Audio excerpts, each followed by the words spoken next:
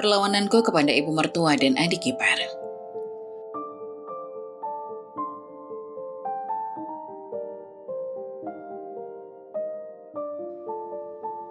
Kamu sedang apa di kamar mbak? Tanyaku dengan nada tegas. Mbak Zara, berisik banget sih. Aku lagi teleponan sama pacarku. Jawab Gita tanpa sedikit pun rasa bersalah. Aku menghela nafas panjang mencoba untuk menahan emosiku. Tapi ini kamar mbak dan Mas Reza Gita. Kamu gak berhak masuk sembarangan tanpa izin. Sikapnya yang dingin dan tak peduli membuatku semakin geram. Banyak omong ya kamu mbak. Ini kan rumah kakakku. Jangan mentang-mentang kamu istrinya. Bisa seenaknya ngatur aku. Balas Gita dengan berani. Pagi itu, aku memasuki kamar, terkejut melihat Gita sedang duduk di tempat tidurku, memegang ponselnya dengan sikap acuh tak acuh. Sejak Gita, adik Mas Reza memutuskan untuk menginap di rumah kami, segala sesuatu mulai berubah. Bukan dalam artian baik, tapi dalam kekacauan yang dia bawa bersamanya. Ibunya Bu Ningsih yang meminta Gita tinggal bersama kami selama kuliah karena kampusnya lebih dekat dari rumah kami, memaksa kami menerima kehadirannya. Awalnya aku berpikir mungkin ini adalah kesempatan bagi kami untuk membantu Gita lebih fokus pada studinya dan menciptakan hubungan yang lebih dekat. Namun semakin lama Gita tinggal, semakin sulit bagiku untuk menoleransi tingkah lakunya.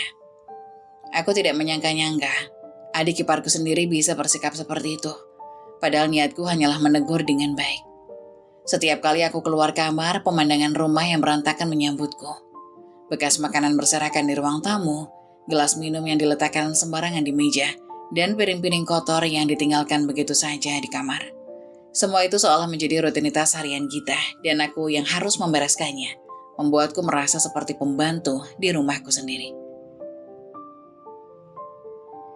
Kelelahan fisik dan emosiku semakin memuncak. Sore itu setelah membereskan ruang tamu yang seperti kapal pecah, aku menghampiri Mas Reza yang sedang duduk santai di kamar. Mas, bisa gak sih sekali-kali kamu tegur Gita? Rumah jadi berantakan sekali, ucapku. Suaraku terdengar lembut namun penuh harap. Mas Reza hanya menatapku sebentar, lalu menghela nafas. Biarin saja sayang. Nanti kalau ditegur dia malah ngadu ke ibu.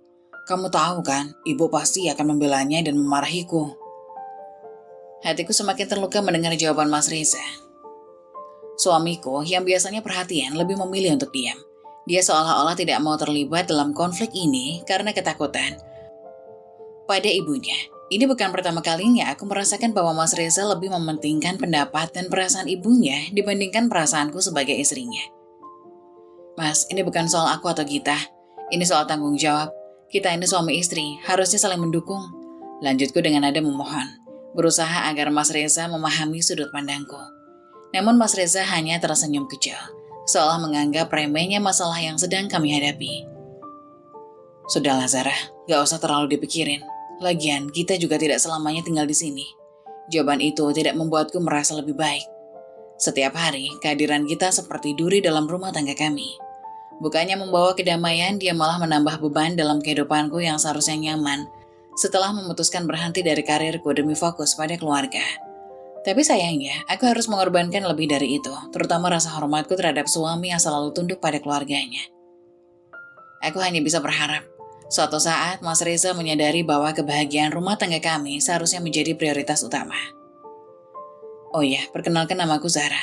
Sebelum aku menikah dengan Mas Reza, aku adalah seorang wanita karir yang sibuk dan ambisius. Aku bekerja keras sejak masa kuliah, dan itu semua membuahkan hasil. Setelah lulus cum laude dengan IPK sempurna 4.0, banyak perusahaan besar yang menawari posisi bergengsi untukku. Bahkan pada usia yang relatif muda, aku berhasil menjadi salah satu direksi di sebuah perusahaan ternama. Pencapaian yang kuperoleh bukan semata-mata karena keberuntungan, tapi karena kerja keras, dedikasi, dan kemampuanku yang diakui sejak masa kuliah. Sejujurnya, aku menikmati kesibukan dan tantangan di dunia kerja.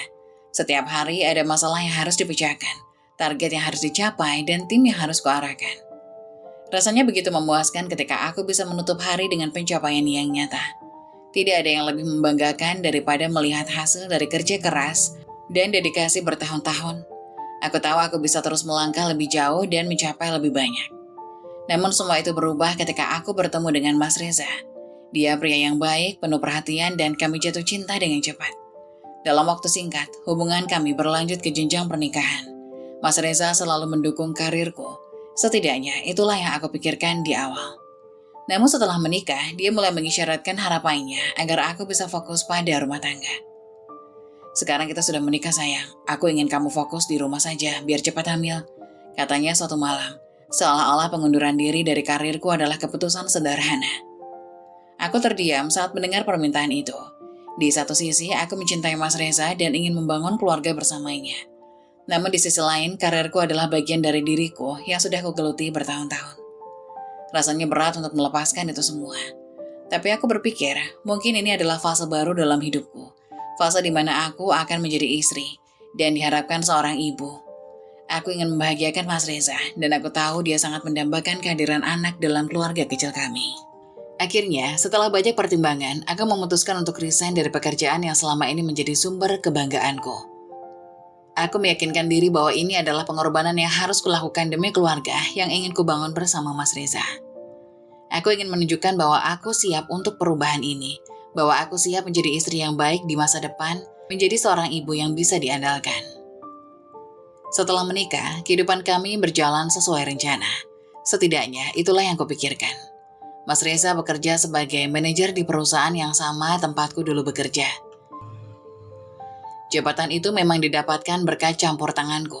Saat itu aku merasa ini adalah cara terbaik untuk membantu suamiku membangun karirnya. Bahkan jika hal itu berarti membuka jalan baginya dengan sedikit pengaruh yang kumiliki di perusahaan. Namun, seiring berjalannya waktu, rasa bersalahku yang telah membuka pintu kerja untuk Mas Reza berubah menjadi sebuah kebanggaan. Mas Reza memang bukan orang yang malas. Dia selalu tekun dan bekerja keras setelah mendapatkan posisi itu. Dan perlahan, dia berhasil mendapatkan kepercayaan dari atasannya. Ketekunannya dalam menghadapi tantangan pekerjaannya membuatnya berkembang menjadi sosok yang bisa diandalkan di tempat kerja. Di luar rumah, dia terlihat seperti pria sukses, seorang manajer yang dihormati oleh bawahannya. Banyak orang di kantor yang mulai memandangnya dengan kagum, dan itu membuatku merasa sedikit lega bahwa campur tangan awalku tidak sia-sia. Namun di balik kesuksesannya di tempat kerja, ada hal lain yang terus menggerogoti rasa hormatku padanya.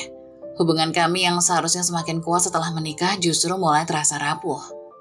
Setiap kali ada masalah, terutama yang menyangkut kehidupan rumah tangga atau hal-hal kecil yang menyentuh keluarganya, Mas Reza selalu mencari perlindungan di balik sosok ibunya. Entah itu tentang keuangan, kebersihan rumah, atau bahkan masalah kecil, seperti selisih paham antara aku dan Gita, adiknya. Dia selalu membawa masalah itu ke ibunya, seolah-olah dia tidak bisa mengambil keputusan sendiri.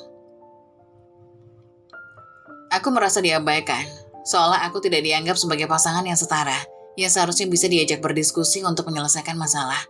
Sejak awal pernikahan kami, aku berharap bisa menjadi tim yang kuat bersamanya, menghadapi segala tantangan dengan bersama-sama. Namun nyatanya, Mas Reza lebih sering menganggap ibunya sebagai solusi atas segala permasalahan, bukan aku istrinya. Aku mencintai Mas Reza, itu tidak bisa dipungkiri, namun rasa cintaku padanya perlahan memudar. Aku butuh suami yang bisa memimpin rumah tangga, yang bisa berdiri sendiri dalam mengambil keputusan. Bukan seseorang yang terus bergantung pada orang tuanya. Setiap kali dia curhat ke ibunya tentang masalah kecilnya di rumah kami, aku merasa tersisih. Rasanya seperti aku tidak pernah cukup penting dalam hidupnya, atau setidaknya tidak penting dalam mengambil keputusan yang menyangkut pernikahan kami. Satu malam, setelah Mas Reza kembali mengunjungi ibunya, aku memberanikan diri untuk berbicara. Mas, kenapa setiap kali ada masalah kecil di rumah, kamu selalu cerita ke ibu? Bukannya harusnya kita yang menyelesaikannya bersama? Mas Reza menatapku sejenak sebelum mengalihkan pandangannya. Ya, aku cuma ingin minta saran. Ibu kan lebih pengalaman dalam hal-hal seperti ini. Tapi aku ini istrimu, Mas. Jawabku pelan, menahan kekecewaan. Bukankah seharusnya kita saling mendukung dan menyelesaikan masalah ini bersama? Bukan selalu melibatkan orang luar, bahkan meskipun itu ibumu. Mas Reza tidak membalas dan keheningan malam itu begitu berat. Dalam diam aku sadar bahwa masalah ini lebih dalam dari sekedar kebiasaan kecil. Ini tentang bagaimana dia melihat peran kami dalam pernikahan ini. Dan bagaimana aku harus berjuang untuk mendapatkan posisi yang layak sebagai pasangannya. Sejujurnya, sejak hari pertama menikah dengan Mas Reza, aku sudah merasakan ketidaksukaan terhadap keluarganya, terutama ibu mertuaku Buningsih. Dia adalah sosok yang rewel, selalu merasa tahu segalanya, tak mau kalah dan selalu mengkritik segala sesuatu.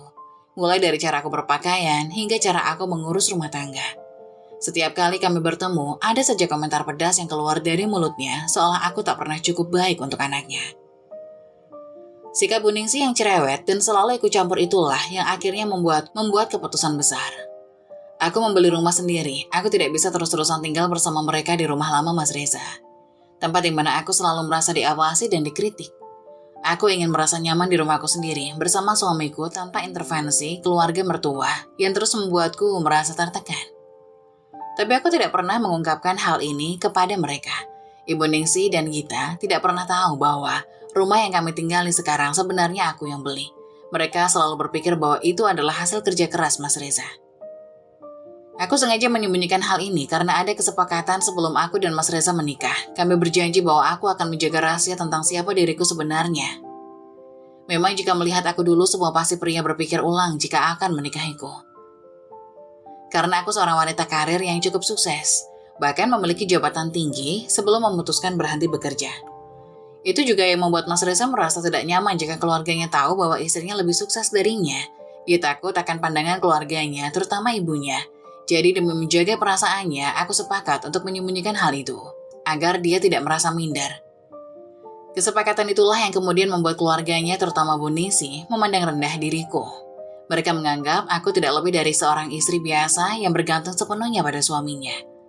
Bahkan ketika rumah ini dibeli, mereka memuji Mas Reza setinggi langit, menganggap bahwa dia adalah pria yang bertanggung jawab dan sukses, karena mampu memberikan rumah yang layak untuk istri dan keluarganya. Aku hanya diam menahan diri agar tidak mengungkapkan kebenaran. Namun kesabaranku mulai diuji ketika Gita memutuskan untuk tinggal di rumah kami selama kuliah. Gita dengan segala kelancangan dan keangkuhannya menganggap dirinya berhak atas segala yang ada di rumah ini. Dia mulai kurang ajar padaku, bahkan tanpa malu-malu menggunakan kosmetikku tanpa izin. Tidak hanya itu, dia juga sering minta uang kepada Mas Reza seolah-olah dialah yang berkuasa di rumah ini. Dia memperlakukan Mas Reza seperti orang yang bisa memberinya segalanya, sementara aku dianggap sebagai sosok yang hanya menumpang, tidak punya andil apapun. Gita seringkali memperlihatkan sikap yang meremehkanku. Dia berbicara seenaknya dan yang paling mengesalkan adalah caranya berbicara tentang rumah ini. Seolah-olah semua yang ada di dalamnya adalah hasil kerja keras Mas Reza. Mungkin karena Gita tumbuh di bawah pengaruh kuat ibunya, dia pun mewarisi pandangan bahwa aku hanyalah istri yang tak berguna.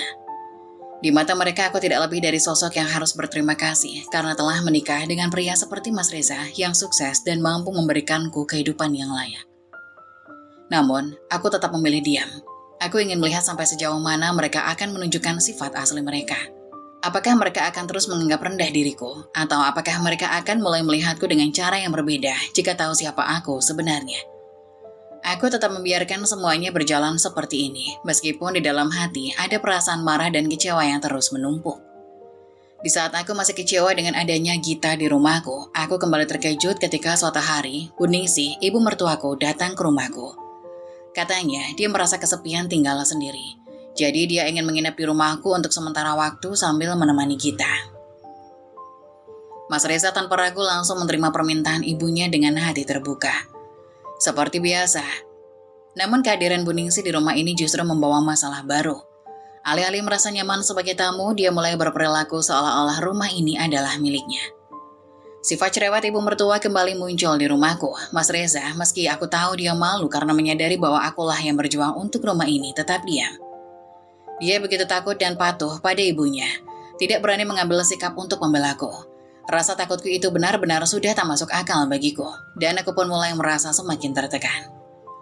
Setiap hari, setelah Mas Reza pergi bekerja, aku seperti dijadikan pelayan oleh mereka. Bu Ningsih dan Gita tanpa ragu menyuruhku melakukan berbagai hal, membersihkan rumah, memasak, dan melakukan pekerjaan rumah lainnya. Sementara mereka hanya duduk santai, menonton televisi atau sibuk dengan ponsel mereka. Saat aku merasa lelah, bukannya diberi waktu untuk istirahat, aku malah disuruh memijat badan Bu Ningsih. Aku mulai merasa seperti budak di rumahku sendiri. Pada suatu pagi, kesabaranku benar-benar diuji. Saat aku masuk ke kamar, aku mendapati Gita sedang membuka laci lemariku dan mengambil uang tabunganku dengan seenaknya. Tanpa bisa menahan emosi, aku langsung membentaknya. Gita, apa-apaan kamu masuk ke kamar Mbak dan ngambil uang Mbak tanpa izin? Seruku dengan marah.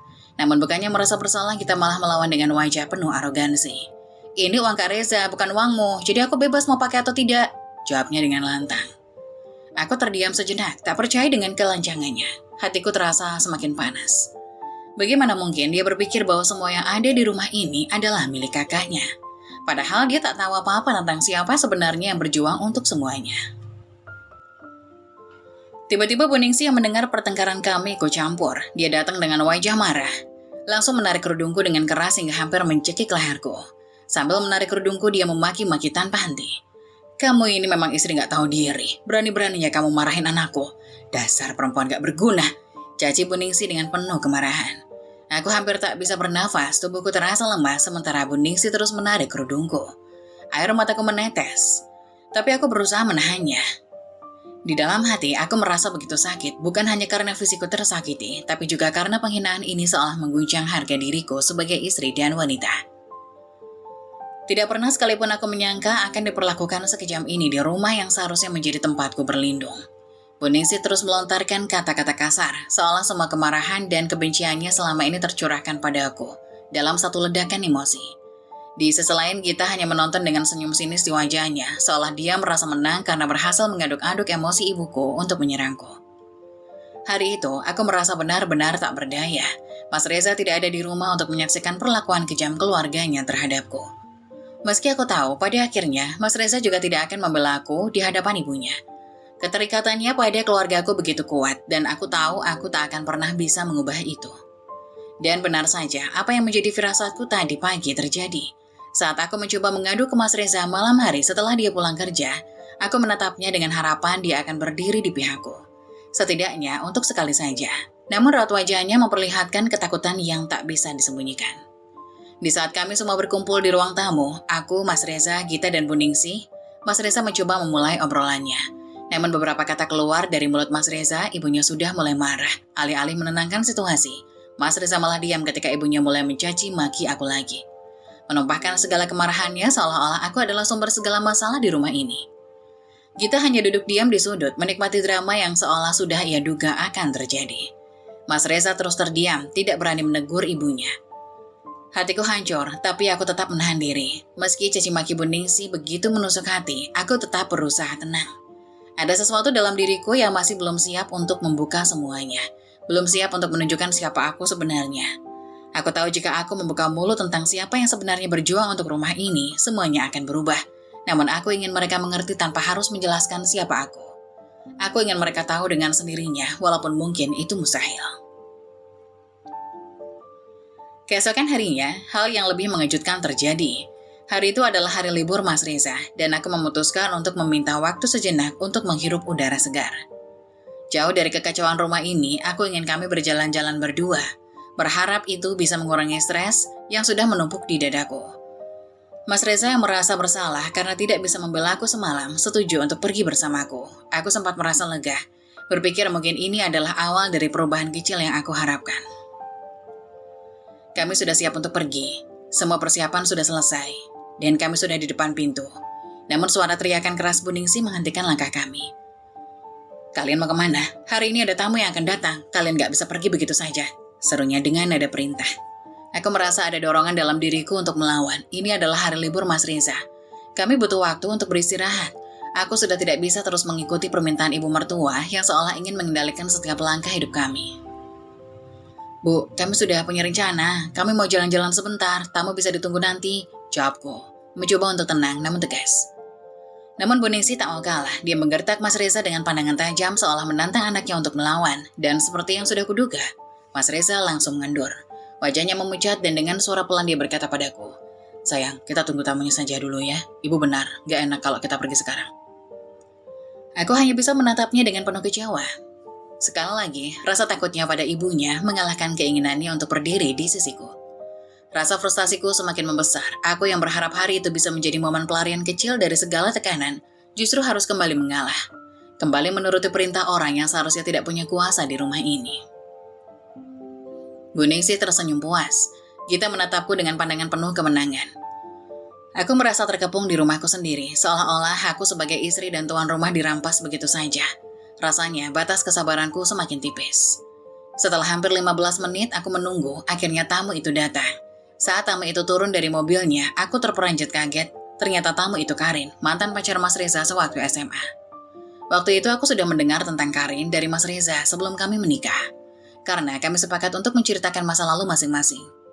Aku tahu persis siapa Karin, dan melihatnya muncul di rumahku hari itu membuat hatiku berdebar aneh.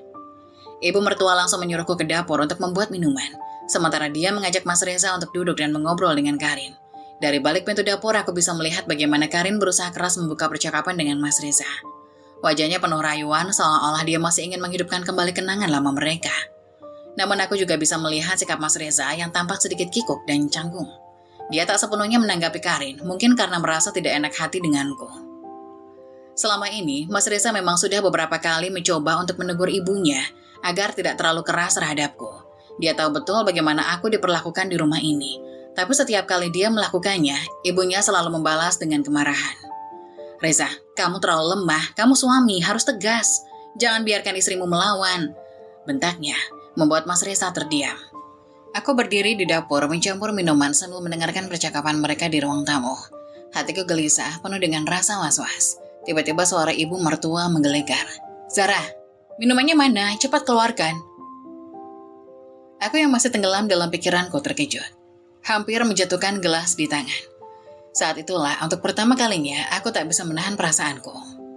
Bu, kenapa ibu tega membawa Karin ke sini? Tanyaku dengan suara yang mencoba tetap tenang, meski hatiku terasa hancur. Namun jawaban ibu mertua membuat luka di hati semakin dalam. Ini rumah Reza, Zara. Jadi aku bebas melakukan apapun yang aku mau. Kalau aku ingin Karin di sini, dia juga berhak datang. Jawabnya dengan nada dingin dan penuh kemenangan. Kata-katanya menyeratkan bahwa aku tak punya kuasa di rumah yang ironisnya adalah hasil keringatku sendiri. Aku hanya bisa terdiam. Sekali lagi aku memilih untuk menahan amarahku, mengikuti permainan yang ibu ciptakan. Tapi di dalam hatiku, aku tahu ada yang tidak beres dengan kedatangan Karin hari itu. Rasa cemburu dan kegelisahan mulai merayap. Tapi aku mencoba menenangkan diri dan menghidangkan minuman untuk mereka. Dugaanku ternyata benar. Setelah mendengar percakapan lebih lanjut di antara mereka, niat tersembunyi dari kedatangan Karin mulai terungkap. Ibu mertua secara tersirat menyatakan keinginannya agar Karin menjadi istri kedua Mas Reza. Hatiku seakan jatuh ke dasar jurang yang dalam. Aku tak pernah menyangka hal seperti itu akan terjadi, terlebih di rumahku sendiri. Hari itu, aku lebih memilih untuk tidak melawan. Bukan karena aku lemah, tapi karena aku tahu pertarungan ini lebih besar dari yang terlihat. Aku harus bermain cerdas. Hati kecilku hancur, tapi aku menyembunyikan rasa sakit itu dalam-dalam. Ada sesuatu yang lebih penting daripada hanya sekedar menunjukkan emosiku saat ini. Aku harus menunggu momen yang tepat. Malam itu, saat Mas Reza akhirnya memberanikan diri berbicara kepadaku, kata-katanya terasa seperti pukulan yang menghantam hatiku. Zara, sebelumnya aku minta maaf. Ibu meminta aku menikah lagi. Katanya ini demi kebaikan keluarga. Dia bilang karena kita belum punya anak, mungkin karena kamu mandul. Ucapnya dengan nada lemah. Aku terdiam sejenak, mencoba mencerna apa yang baru saja aku dengar. Kata-kata mandul itu seakan menghancurkan seluruh harga diriku. Aku tak percaya ini keluar dari mulut Mas Reza, orang yang seharusnya mendampingiku, bukan menikam dari belakang. Mas, aku tidak izinkan kamu menikah lagi. Apakah kamu sudah lupa apa yang telah kita lalui bersama? Kataku tegas menatap langsung ke matanya. Mas Reza hanya diam, kemudian aku menyuruhnya untuk dia menemui ibunya dan mengatakan penolakanku. Namun seperti yang sudah kuduga, saat Mas Reza menyampaikan penolakanku kepada ibunya, Bu Ningsih langsung marah besar. Tak lama setelah itu dia datang menemui dan menghujaniku dengan sumpah serapah. Zara, kamu memang perempuan gak berguna. Rumah ini lebih baik tanpa kamu. Reza butuh istri yang bisa memberinya anak, bukan kamu yang mandul. Teriaknya tanpa rasa iba sedikit pun. Aku menatap wajah Bu Ningsih, perempuan yang sejak awal pernikahanku sudah memperlakukanku seperti musuh. Mandul, pikirku. Kata itu terus menggema di kepalaku, membakar setiap sudut hatiku. Tapi yang paling menyakitkan adalah melihat Mas Reza berdiri di sana, membiarkan ibunya menghina tanpa melakukan apapun. Matanya hanya menunduk seolah-olah dia tak berani menantang ibunya sedikit pun. Bahkan saat ibunya mengusirku, Mas Reza juga masih diam. Saat itu, aku tahu aku sudah tidak lagi memiliki tempat di rumah yang kucintai ini. Dengan hati hancur, aku berjalan ke arah pintu, siap meninggalkan semua yang pernah menjadi bagian dari hidupku. Ketika aku mencapai pintu keluar, Bu Ningsih menyentuh puncak rasa sakitku. Kamu beban di rumah ini, Zara. Berbeda dengan Karin. Dia orang kaya, selevel dengan Reza. Mereka cocok, bukan seperti kamu.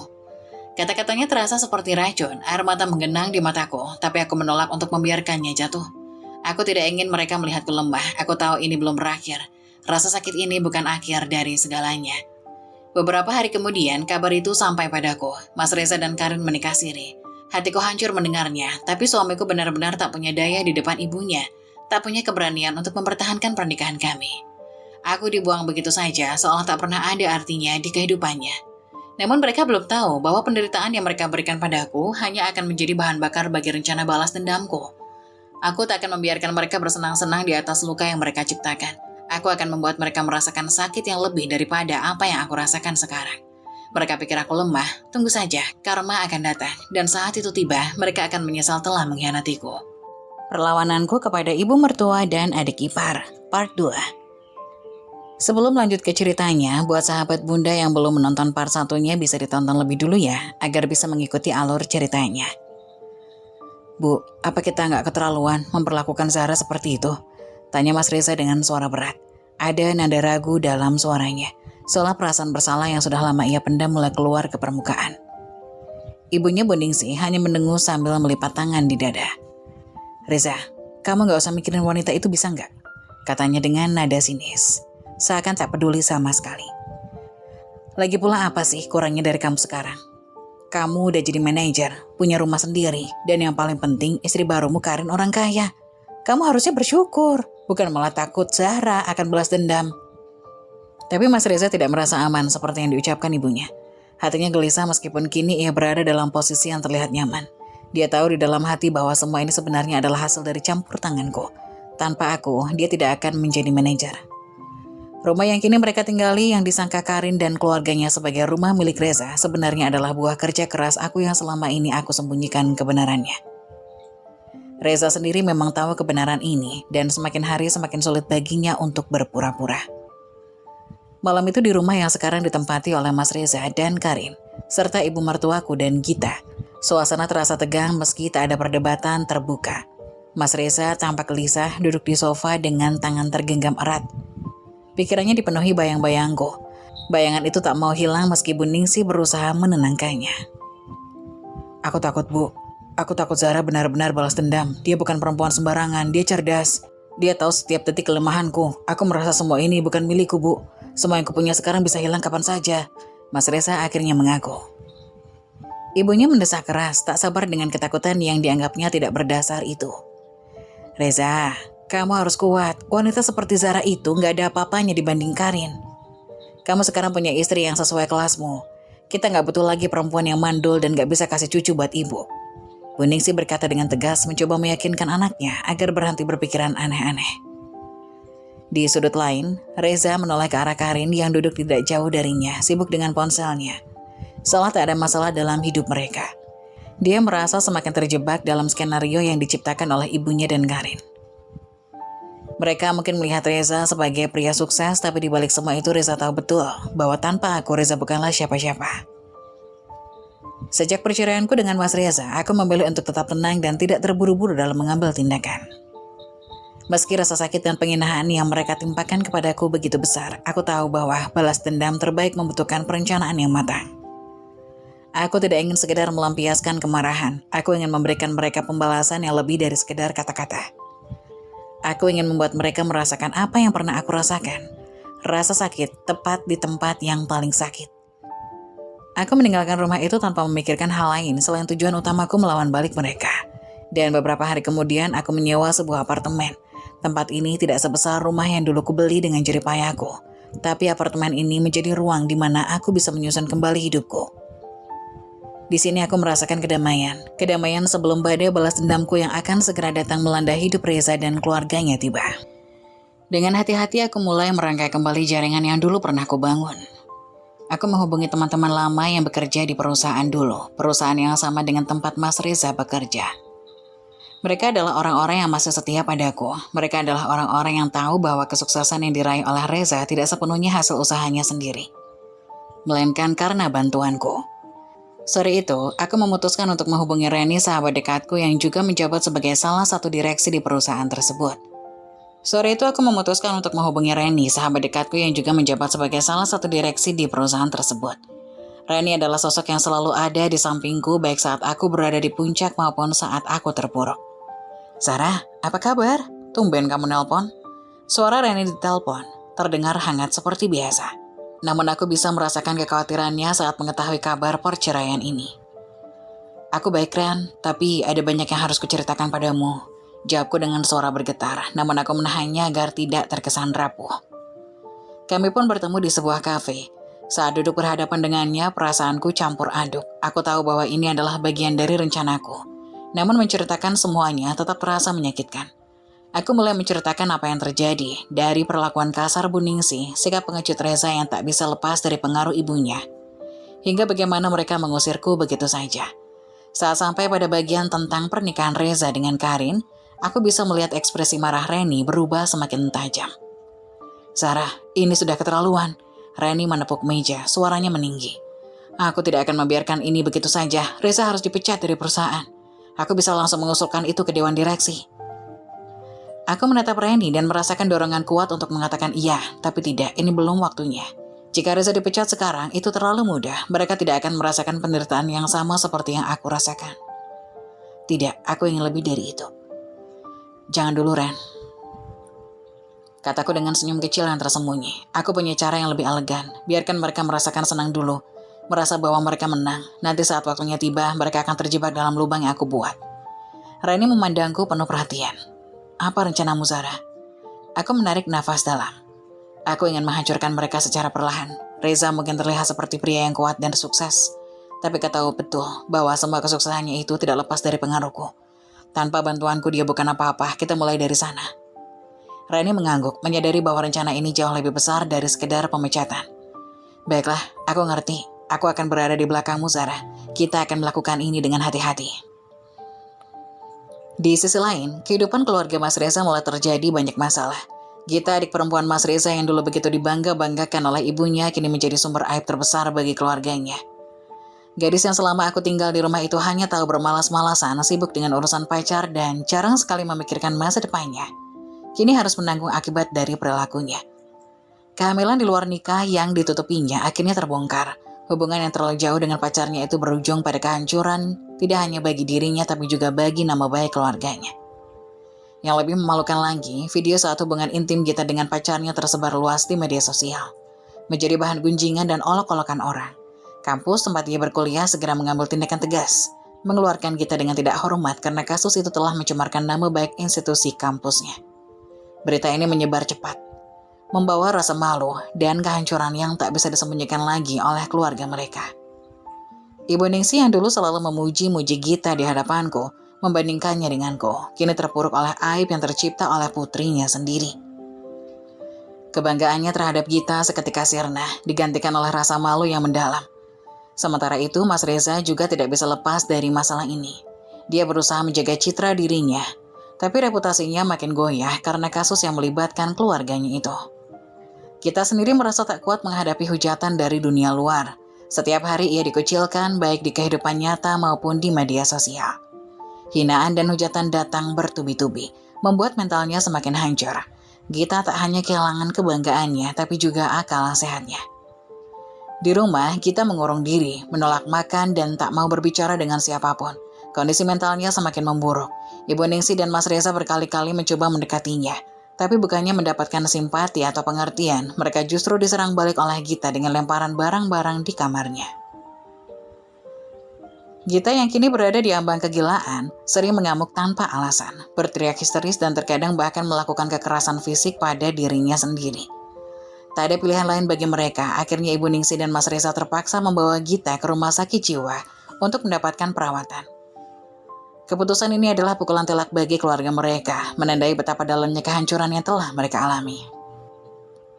Dengan berat hati mereka membawa Gita ke rumah sakit jiwa. Dalam perjalanan Gita meronta dan meringis, membuat Ibu Ningsih merasa hancur.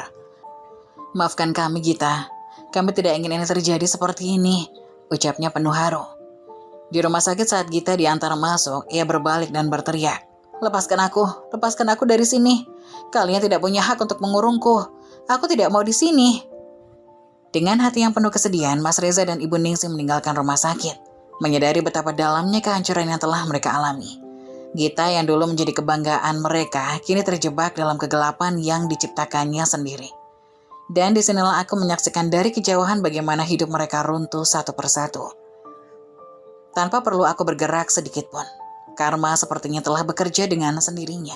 Keluarga yang dulu menindasku kini harus menghadapi penderitaan mereka sendiri.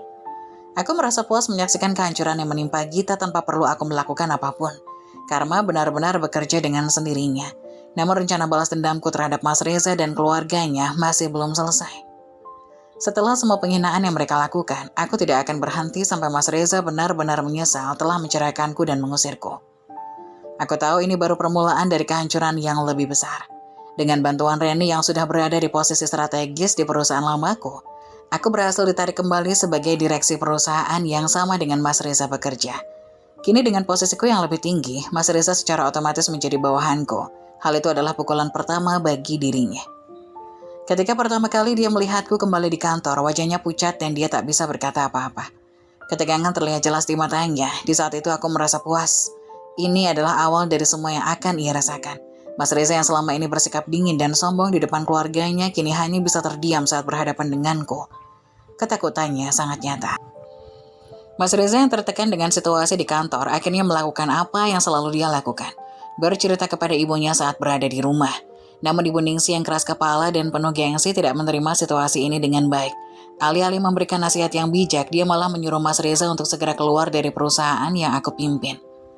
Menurutnya, Mas Reza tidak perlu tunduk kepada mantan istri yang dianggap rendah oleh keluarganya. Seperti biasanya, Mas Reza mengikuti perintah ibunya tanpa berpikir panjang. Tanpa ragu, dia langsung mengajukan pengunduran diri. Aku dan Reni hanya bisa tertawa melihat betapa mudahnya Mas Reza dikendalikan oleh ibunya. Seolah-olah dia masih bayi yang belum bisa mengambil keputusan sendiri. Bahkan dalam hal yang sepenting karirnya, dia tetap tunduk pada kehendak sang ibu. Namun keputusan itu adalah kesalahan fatal bagi Mas Reza. Setelah keluar dari perusahaanku, dia mendapati bahwa tidak ada satupun perusahaan yang mau menerimanya. Mas Reza tidak pernah menyadari betapa prestisiusnya perusahaan yang aku pimpin dan bagaimana pengaruh perusahaanku di industri ini. Dengan rekomendasi dariku dan CEO perusahaanku, reputasi Mas Reza hancur di mata perusahaan lain. Dia kini menjadi orang yang tidak diinginkan, namanya menjadi daftar hitam di semua perusahaan. Ironi terbesar adalah ketika Mas Reza yang dulu begitu meremehkanku sekarang harus merasakan akibat dari kesalahannya. Tanpa pekerjaan, tanpa dukungan, dia kini terjebak dalam hidup yang semakin sulit. Balas dendamku baru saja dimulai dan aku tahu bahwa penderitaan yang akan dia rasakan tidak akan berakhir di sini. Kehidupan Mas Reza dan keluarganya kini benar-benar berbalik 180 derajat. Karin yang dulu dipuja sebagai wanita kaya dan sukses ternyata hanyalah seorang penipu. Mobil mewah yang pernah ia pamerkan hanyalah mobil sewaan. Rumah serta keluarganya yang ia banggakan hanyalah kebohongan. Ketika kebohongannya terungkap, Bu Ningsih sangat marah. Namun bukannya merasa bersalah, Karin yang sudah terbiasa hidup dengan bebas malah melawan. Apa-apaan ini Karin? Jadi semua yang kamu omongin itu bohong? Bentak Bu Ningsih dengan wajah merah padam. Emangnya kenapa Bu? Urusan saya, bukan urusan ibu. Jawab Karin dingin sambil mengemasi barang-barangnya. Kurang ajar. Kamu pikir kamu bisa mempermainkan kami begitu saja? Keluar kamu dari rumahku sekarang, teriak Bu Ningsih. Karin hanya tertawa kecil, menatap Bu Ningsih dengan tatapan meremehkan. Oke, saya keluar sekarang. Lagian mau keluar sekarang pun saya bisa, Bu.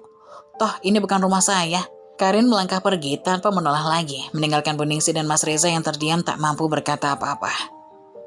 Karma terus mengejar keluarga Mas Reza. Suatu pagi, beberapa pengacara dan polisi yang aku minta bantuan mendatangi rumah Mas Reza. Dengan sikap tegas namun sopan, mereka meminta Mas Reza dan ibunya segera meninggalkan rumah tersebut.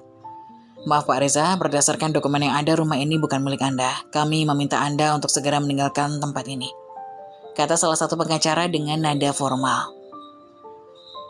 Mas Reza langsung terpancing emosinya. Apa maksud kalian? Ini rumah saya sudah tinggal di sini bertahun-tahun, serunya dengan nada tinggi. Kalau begitu tolong tunjukkan sertifikat kepemilikannya, kata pengacaraku Pak Arif dengan tenang. Mas Reza tampak bingung. Sertifikat? Saya tidak tahu di mana sertifikatnya sekarang. Pada saat itulah Mas Arif mengeluarkan dokumen dari tasnya dan menunjukkan sertifikat asli rumah yang terdaftar atas namaku. Wajah Mas Reza memucat dan Bu Ningsih yang berdiri di sampingnya mulai menangis. Tolong beri kami waktu beberapa hari lagi, Bu Ningsih memohon sambil menggenggam tangan Mas Reza. Suaranya bergetar penuh kecemasan. Kami tidak punya tempat tinggal lain. Rumah kami yang dulu sudah dijual untuk biaya hidup dan pengobatan anak saya. Pak Arif menatap mereka dengan penuh simpati. Tapi tugas adalah tugas. Saya harus menghubungi Ibu Sarah dulu, keputusan ada di tangan beliau. Telepon berdering di apartemenku. Pak Arif mengabarkan permintaan mereka. Aku mendengar semuanya dengan hati-hati, tapi hatiku sudah dingin. Bu Zara, mereka memohon diberi waktu beberapa hari lagi. Bu Zara, mereka memohon diberi waktu beberapa hari lagi. Bagaimana, Bu? Tanya Pak Arif melalui telepon. Aku terdiam sejenak, lalu menjawab dengan tegas. Tidak Pak Arif, mereka harus keluar hari ini juga. Aku sudah menunggu terlalu lama untuk ini. Terdengar suara protes dari seberang. Suara Mas Reza terdengar putus asa. Zara, tolong maafkan aku. Beri kami kesempatan. Aku janji akan memperbaiki semuanya. Suaranya bergetar, terdengar seperti orang yang tak punya harapan lagi. Aku tersenyum dingin mendengar permohonan itu. Teleponku tutup, tak lagi ingin mendengarkan permohonannya. Aku tahu ini mungkin terdengar kejam, tapi mereka harus tahu bahwa semua perbuatannya tak akan pernah luput dari balasan. Tak lama kemudian, polisi membantu mereka keluar dari rumah. Bu Dingsi menangis histeris sambil memeluk koper-koper yang mereka bawa. Sementara Mas Reza hanya bisa menunduk, matanya kosong, penuh dengan rasa malu. Setelah Mas Reza dan Bu Ningsih dari rumah itu, aku memutuskan untuk pindah dari apartemen ke rumahku yang kini sudah kembali menjadi milikku lagi. Aku menelpon Reni, sahabatku, sekaligus rekanku di perusahaan yang sudah banyak membantuku. Reni, terima kasih banyak. Aku sudah siap pindah dari hari ini, kataku lewat telepon sambil tersenyum. Reni tertawa kecil di ujung sana. Akhirnya Zara, kamu layak mendapatkan ini. Oh ya Ren, kalau kamu sempat nanti mampir ke apartemenku ya, bantu-bantu aku pindahan. Iya Zara, bentar lagi aku datang ke rumahmu ya, tutup Reni. Aku merasa kemenangan ini memang tak lepas dari usaha Reni yang selalu membantuku. Bagiku Reni adalah rekan kerja sekaligus keluarga yang sebenarnya bukan seperti Mas Reza dan ibunya. Hari-hari yang kulewati setelah berhasil merebut kembali rumahku terasa seperti mimpi. Aku duduk di ruang tamu, menatap setiap sudut ruangan membayangkan rumah yang dulu terasa seperti penjara. Kini terasa seperti istana pribadiku. Aku tidak bisa menahan rasa puas yang memenuhi hatiku. Sebuah perasaan yang tidak pernah kubayangkan akan kurasakan.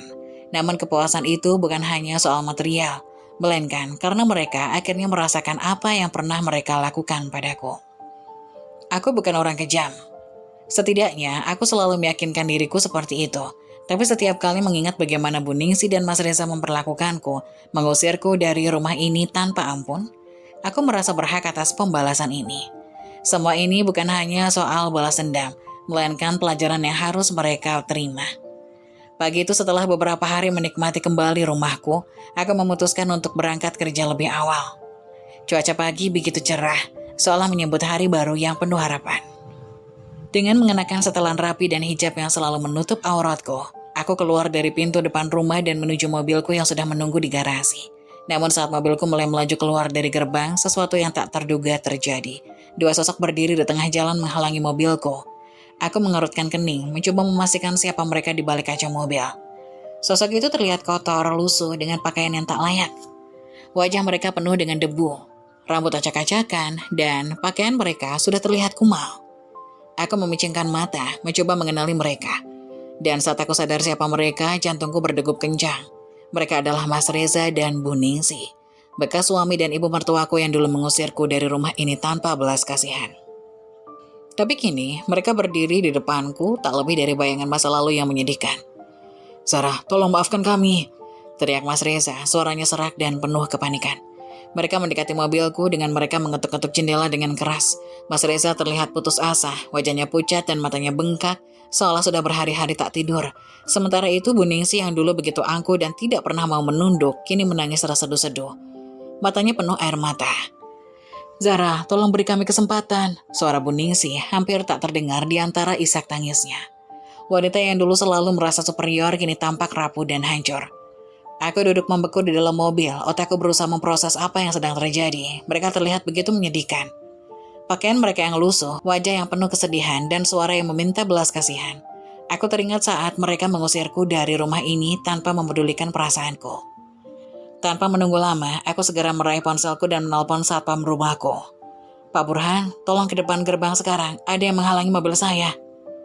Beberapa menit kemudian dua satpamku datang dan dengan segera mengamankan Mas Reza dan Bu Ningsih dari mobilku. Mereka memisahkan kedua orang itu dari pintu mobilku dengan tegas tapi tetap sopan. Zara, kami mohon. Mas Reza kembali mencoba berbicara, suaranya makin memelas. Kami tidak punya tempat lain, rumah ini satu-satunya harapan kami. Aku keluar dari mobil perlahan, berdiri beberapa meter dari mereka. Tanganku terlipat di dada, mencoba menahan perasaan yang campur aduk. Sebagian dari diriku ingin tertawa, tapi sebagian lagi merasakan rasa iba yang aneh. Melihat mereka dalam kondisi ini, aku teringat bagaimana dulu aku yang berada di posisi mereka, tak berdaya, tersingkir tanpa ampun. Namun aku terkejut saat Mas Reza dan Bu Ningsih langsung berlari menghampiriku. Wajah mereka dipenuhi air mata dan penyesalan. Dalam sekejap mereka bersujud di kakiku, menciumi kakiku seakan ingin menebus semua kesalahan yang pernah mereka buat. "Zara, tolong maafkan kami." Bu Ningsih merintih, suaranya penuh harap. Sementara Mas Reza tampak putus asa. Wajahnya dipenuhi debu dan kotoran. "Kami salah, kamu tidak seharusnya memperlakukanmu seperti itu. Kembalilah pada kami." Namun mendengar permohonan mereka, aku merasa hatiku kembali bergetar, mengingat semua kenangan pahit yang membuatku tersakiti. Rasa sakit yang dulu terpendam muncul kembali, mengingat betapa Gita adiknya selalu melawanku di sekolah, betapa Bu Ningsih sering mencaci maki diriku, dan betapa Mas Reza yang terlalu bodoh untuk mengikuti semua perkataan ibunya. Semua itu membangkitkan emosiku yang terpendam. Aku tidak percaya pada orang sekejam kalian yang kini ingin kembali kepadaku tanpa rasa malu. Kataku dengan nada dingin. Kalian datang ke sini seolah-olah semua itu bisa terhapus dengan permohonan maaf ini. Hatiku sudah terlalu sakit untuk menerima kalian lagi. Dengan perasaan yang mengombang-ambing, aku merogoh saku dan mengeluarkan uang 1 juta rupiah. "Ini untuk kalian, tolong jangan ganggu aku lagi," ujarku dengan sinis, mengelurkan uang itu ke arah mereka. Mas Reza dan Bu Ningsih terkejut, wajah mereka beralih antara bingung dan marah. "Zara, kami butuh lebih dari itu," Mas Reza hampir berteriak, tapi suara dan tangisannya hanya membuatku semakin tak peduli. "Reza, aku tidak peduli lagi punya suami yang kayak bayi sepertimu, selalu berada di bawah ketiak ibumu," lanjutku, suaraku ini semakin meninggi. "Dan kamu Ningsih, jadilah mertua yang bijak. Jangan anggap menantu yang tidak punya itu sebagai beban, jadikanlah dia keluargamu." Tanpa menunggu jawaban dari mereka, aku kembali masuk ke mobil. Saat pahamku segera menyingkirkan mereka dari jalan dan aku bisa mendengar suara Bu Ningsih yang terus menangis, memohon di latar belakang. Mas Reza hanya diam seperti sudah kehilangan harapan. Melihat mereka masih bersimpuh di jalan rasanya seperti melepaskan beban besar dari pundakku. Saat mobil mulai melaju meninggalkan mereka berdua, aku bisa melihat Mas Reza dan Bu Ningsih masih tergeletak di trotoar. Wajah mereka penuh penyesalan dan kesedihan. Di satu sisi mungkin bagi orang lain tindakan ini sangat kejam, namun aku tahu bahwa perlakuan mereka dulu jauh lebih kejam dari yang aku lakukan sekarang. Kepuasan itu bukan hanya karena aku telah berhasil menegakkan harga diriku, tapi juga karena aku ingin menunjukkan kepada mereka bahwa aku bisa sukses tanpa mereka.